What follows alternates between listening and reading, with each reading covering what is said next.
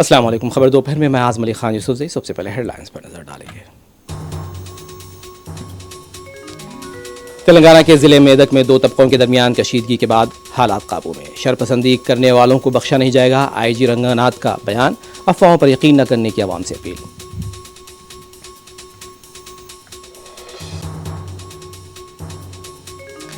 خاطیوں کے خلاف فوری کارروائی کی جائے, متاثرین کی مدد کی جائے. صدر مجلس بیرسٹر اسدالدین اویسی کی انٹیلیجنس چیف اور ایس پی میدک سے نمائندگی.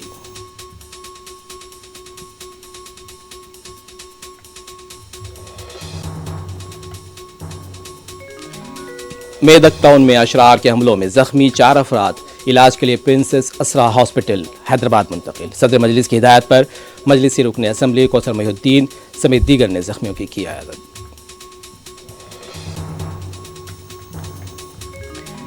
سعودی عرب, خلیجی ملکوں اور یورپ سمیت کئی ممالک میں آج منائی جا رہی ہے عید الاضحیٰ. مسجد الحرام اور مسجد نبوی صلی اللہ علیہ وسلم میں نماز عید الاضحیٰ کے بڑے اجتماعات.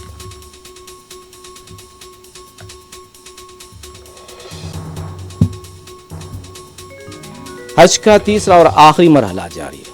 حجاج اکرام کی آمد سے دوبارہ آباد ہوئی مینا کی خیمہ بستی. آج بڑے شیطان کو کنکریاں مار رہے ہیں حجاج. قربانی کے بعد سر منڈوا کر احرام کے پابندیوں سے آزاد ہو جائیں گے.